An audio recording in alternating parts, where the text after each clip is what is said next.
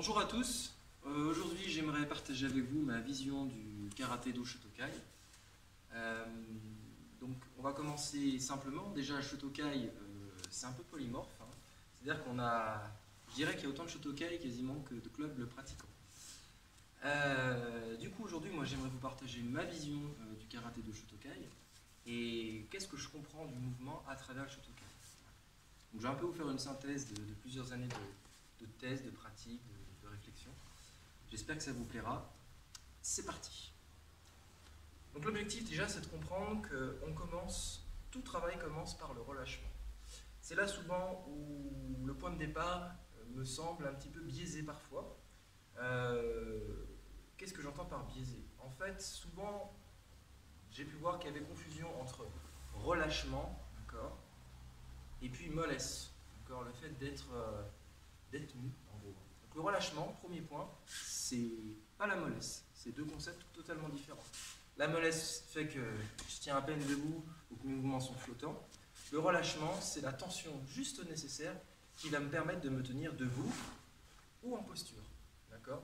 Donc c'est-à-dire, je ne vais pas mettre trop de force, et en mettant finalement peu de force, j'ai quand même la posture qui tient. Voilà, pour faire simple, c'est ça. Donc là, on est sur la vision relâchement. Maintenant, le relâchement, c'est donc le point de départ, mais le problème majeur, c'est que quand on veut réaliser une technique, le point de départ est souvent maintenu. C'est-à-dire que si je suis relâché ici, on considère souvent en Shotokai qu'il faut être relâché pendant tout le mouvement. C'est là où en fait il manque un paramètre à mon sens, et ce paramètre est associé à ce qu'on pourrait appeler la connexion corporelle, également ce qu'on peut appeler la tenségrité. Connexion corporelle égale tenségrité, on va dire comme ça. D'ailleurs je crois que c'est un terme qui vient de l'anglais tenségrity, qui est lié à la flexibilité, à la robustesse des structures en termes d'architecture. Donc le corps, grosso modo, c'est une structure, c'est une architecture. Donc l'idée, à partir de ça, c'est de comprendre qu'en fait, la tenségrité, c'est un état qui vient se rajouter dans le relâchement. Voilà, ça c'est le premier point à comprendre.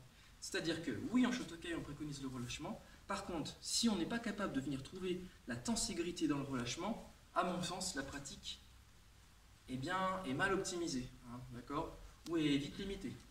Donc pour plusieurs raisons, hein, on peut se blesser. Un mouvement qui est relâché, certes, mais qui veut être porté avec puissance, alors qu'en fait on n'a pas intégré la tenségrité, peut être douloureux pour le dos, peut être douloureux pour les jambes, d'accord, si on sursollicite les jambes, etc. Donc là je vais vous montrer deux manières de faire. La première étant la manière à travers laquelle j'ai appris moi le karaté. Donc il y a une forme grosso modo souple, donc je démarre souple, Zenkutsu Dachi, et je vais envoyer Tsuki. Je vais le refaire avec un petit peu plus de vitesse pour essayer de rajouter de la puissance à l'arrivée. D'accord.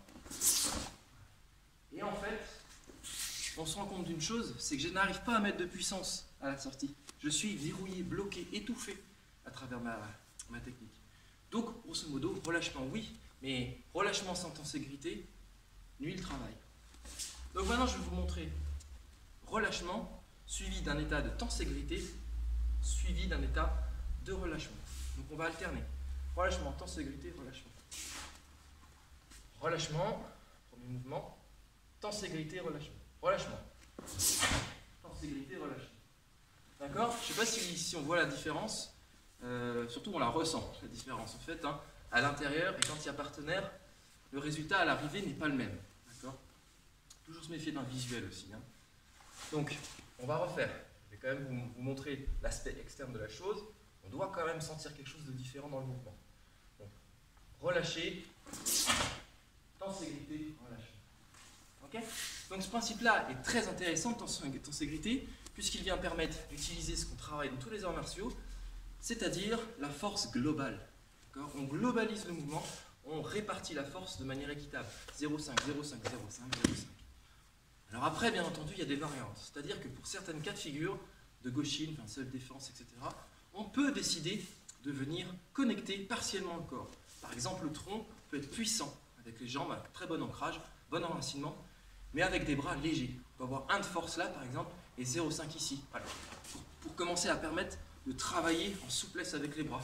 D'accord ? Ça peut être une variante possible. Donc maintenant, là, ce qu'il faut comprendre, c'est que relâchement, tenségrité, ok. Ce principe-là va donc permettre de générer un état de connexion corporelle et donc de générer une force, d'accord, à travers le corps, comme s'il était un peu un trait d'union entre finalement la terre et le ciel. Tenshinjin, d'accord, cet état dans lequel on vient relier le sol et le ciel. Donc ça, c'est un concept qui est très intéressant. Et une fois compris et travaillé, puisque ça ne vient pas du jour au lendemain, il faut le travailler, d'accord. Donc on verra après si ça vous intéresse sur d'autres vidéos un petit peu quels sont les principes, les mécaniques. Eh bien on peut l'intégrer sur d'autres mouvements. Par exemple, si je prends le Shuto, je vous fais un premier Shuto, voilà, classique Shotokai, d'accord. Classique, pareil, ça dépend des écoles, mais en tout cas comment je l'ai appris, voilà. Donc j'envoie le mouvement, protection sternum, et puis Shuto vers l'avant, donc tranchant de la main, Shuto, pour ceux qui ne sont pas familiarisés avec le terme. Voilà. Maintenant je vais rajouter cet état de tenségrité au Shuto. Voilà, fraction de seconde, et je reviens. Donc le mouvement est toujours souple, si vous voulez. Par contre, il y a un état complètement différent à l'arrivée. Et un état qui me permet de venir connecter toute ma structure. C'est-à-dire que ma structure devient solide pour une fraction de seconde pour réaliser ce que j'ai à faire. Et là où le Shotokai a des principes différents du Shotokan, c'est notamment sur les katas. Souvent sur les katas, on ne comprend pas pourquoi en Shotokai, voilà, on a des mouvements souples, alors qu'en fait, pour certains, ces mouvements souples sont synonymes de faiblesse. C'est là qu'il faut bien comprendre la tenségrité. La tenségrité, elle peut être maintenue comme elle peut être relâchée. Souvent en Shotokai, chez certains bons pratiquants, il y en a, hein, il y a vraiment des bons pratiquants, le travail est fait en état de tenségrité continue, presque continue. C'est-à-dire qu'on ne cherche pas à relâcher cet état de tenségrité. Typiquement, si par exemple, le début de Meikyo, voilà, je peux être en état de tenségrité, voilà, travailler avec tout le corps, ok, et avoir la même chose, d'accord, mais sans tenségrité. Je ne maintiens rien du tout. Et en fait, ça reste juste une enveloppe et un mouvement complètement vide. Donc l'idée, c'est, on peut jouer sur la tenségrité, on peut maintenir la tenségrité, on peut aussi la tenir et la relâcher spontanément, instantanément. C'est là qu'apparaît cet effet un petit peu de snap qu'on peut trouver dans certaines pratiques de démonstration Shotokan, dans des compétitions, etc. Après, je ne suis pas expert Shotokan, je laisse l'expertise à ceux qui ont l'expertise. Mais du moins en Shotokai, dans tous les cas, il faut être capable de venir générer cet état de tenségrité à travers le relâchement. Trop de relâchement sans tenségrité, eh bien, égale signe d'inefficacité en termes de mouvement. Après, on peut toujours avoir un mouvement efficace en étant complètement relâché sans tenségrité. Ça dépend des choses que je vous disais tout à l'heure. Si le tronc est puissant et qu'un bras est léger, peut-être qu'on en a besoin. Si je suis saisi au niveau du col, j'ai peut-être besoin de désolidariser les bras pour venir attaquer. Voilà. Donc après, voilà, il faut être capable de jouer avec ces états-là.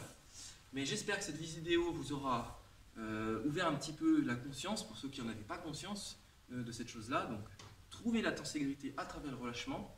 Et là déjà, vous rentrerez dans une définition du Shotokai qui vous permet d'accéder à un niveau, à mon avis, plus intéressant et meilleur pour la santé, pour l'efficacité, et donc plus pertinent. Je vous remercie. À bientôt.